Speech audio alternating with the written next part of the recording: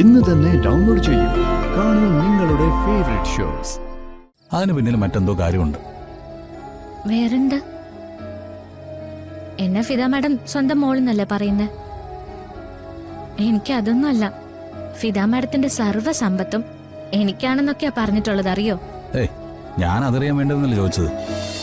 എന്നാലും എങ്ങനെ അതൊക്കെ സംഭവിച്ചു എന്ന് ആലോചിക്കുമ്പോ എനിക്കൊരു എത്തും പിടിയും കിട്ടുന്നില്ല. ജനൽ കർട്ടൻ ആടുന്നത് ആദ്യം ഞാൻ കണ്ടു.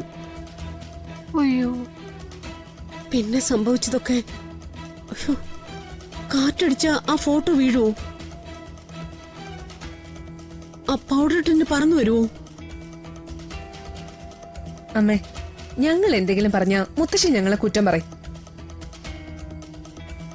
അതുകൊണ്ടാ ഞങ്ങൾ മടിക്കുന്നേ. അമ്മ ഒന്ന് ആലോചിച്ച് നോക്കിയേ. മരണത്തിന് തൊട്ട് മുൻപ് പ്രിയങ്ക ഇവിടെയായിരുന്നില്ലേ? ഒരു നിമിഷമെങ്കിലും അവളുടെ മനസ്സ് സന്തോഷിച്ചിട്ടുണ്ടോ?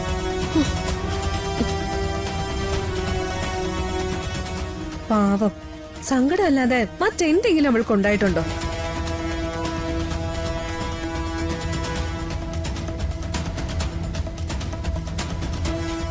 എല്ലാം കൂടി ആലോചിക്കുമ്പോ ഉള്ളം കാലിന്നൊരു വിറയല് വരിക. പ്രതികാരത്തിനിറങ്ങാൻ പ്രിയങ്കയുടെ ആത്മാവ് തീരുമാനിച്ചിട്ടുണ്ടെങ്കിൽ നമ്മളെല്ലാവരും പേടിക്കണം ഏട്ടത്തി. എത്രയോ കഥകളിൽ നമ്മൾ കേട്ടിരിക്കുന്നു അമ്മേ. എത്ര പേര് അവരുടെ അനുഭവങ്ങൾ നമ്മളോട് പറഞ്ഞിട്ടുണ്ടാവും.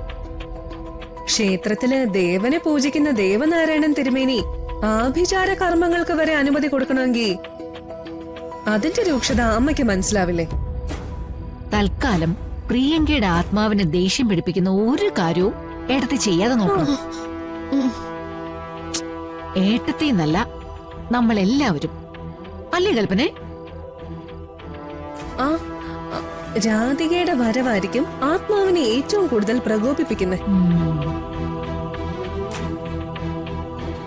അവൾ ഒരിക്കലും ആഗ്രഹിക്കാത്ത കാര്യമല്ലേ അത്?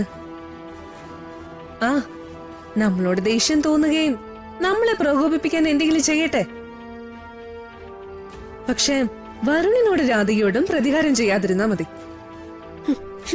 എനിക്കാകെ പേടിയായിട്ട് വയ്യ. ഞാൻ കുറച്ചു നേരം പൂജാമുറി ചെന്നിരിക്കട്ടെ. എന്നാ അമ്മ ചെല്ല്. സൂക്ഷിക്കാനുള്ളത് സൂക്ഷിച്ചേ പറ്റൂ അമ്മ. അയ്യോ ഈശ്വര.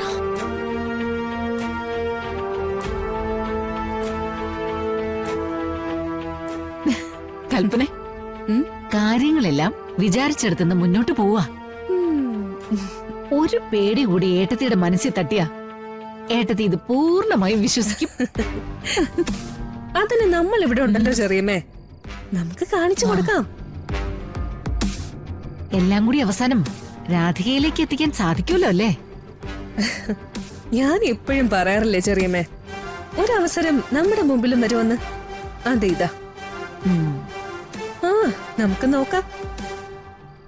മറ്റാരും ആഘോഷിച്ചില്ലെങ്കിലും പ്രിയങ്കയുടെ മരണം നമ്മൾ വേണ്ട രീതിയിൽ ആഘോഷിക്കും.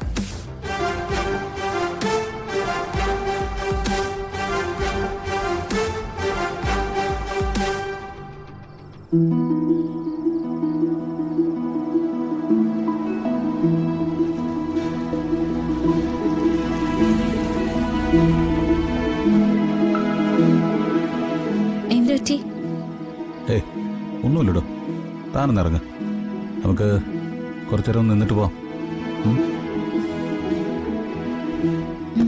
ഇറങ്ങ.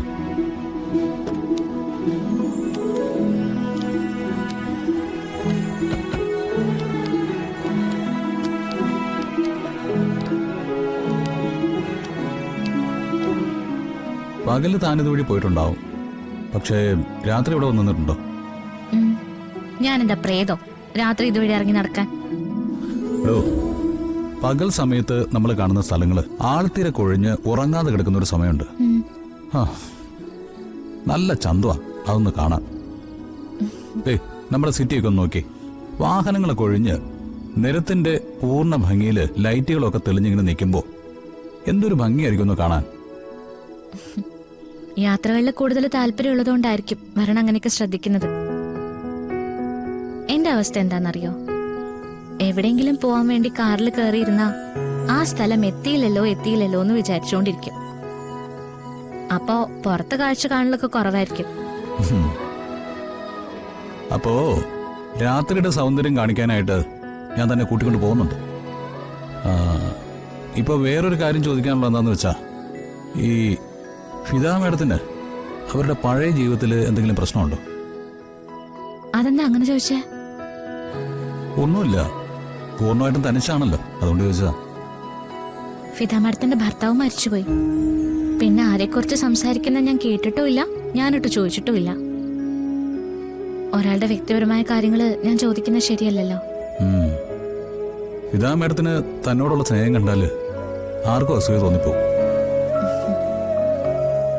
വിവാഹത്തിന് ഫിദ മാഡം തനിക്ക് സമ്മാനിച്ചത് ലക്ഷക്കണക്കിനുള്ള ആഭരണങ്ങളാ.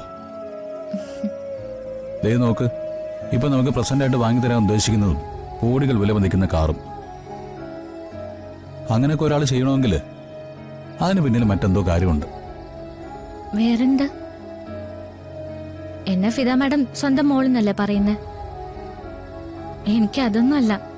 ഫിദ മാഡത്തിന്റെ സർവ്വ സമ്പത്തും എനിക്കാണെന്നൊക്കെയാ പറഞ്ഞിട്ടുള്ളത്, അറിയോ? ഏയ്, ഞാൻ അതറിയാൻ വേണ്ടതെന്നല്ല ചോദിച്ചത്. എന്റെ മനസ്സിൽ എന്തോ ചില കഥകളൊക്കെ വരുന്നുണ്ട്. എന്ത് കഥ? അതൊന്നും തന്നോട് ഇപ്പൊ പറഞ്ഞാൽ ശരിയാവില്ല. ഞാൻ അതിന്റെ ഒരു അന്വേഷണത്തിലാ. എന്ത് അന്വേഷണം? ഫിദാമേടവും താനും തമ്മിലുള്ള ബന്ധത്തിന്റെ ആഴം ഒരു രക്തബന്ധത്തിനേക്കാൾ ശക്തമായി അത് മുന്നോട്ട് പോകുന്നതിന്റെ ചില തെളിവുകളൊക്കെ എന്റെ കയ്യിലുണ്ട്. അത് വൈകാതെ ഞാൻ കണ്ടുപിടിക്കും. അതെ, സത്യത്തിൽ എന്തേലും പ്രോബ്ലം ഉണ്ടോ? അല്ല, ഈ രാത്രിയെക്കുറിച്ച് കുറച്ചു മുമ്പ് എനിക്ക് മനസ്സിലാവാത്ത കുറച്ച് കാര്യങ്ങളൊക്കെ പറഞ്ഞു. ഇപ്പതാ ഫിദ മാഡത്തിനെ കുറിച്ച് പറയുന്നു. അതുകൊണ്ടാ ഞാൻ ചോദിച്ചേ. എനിക്ക് വട്ടുണ്ടോന്നാണോ? ഹാ, അതിലിപ്പോ സംശയം എന്താ? അല്ലെങ്കിൽ ഫിദ മാഡത്തിനെ കുറിച്ച് ഇങ്ങനെ ഒരു സംശയം ചോദിക്കില്ലല്ലോ.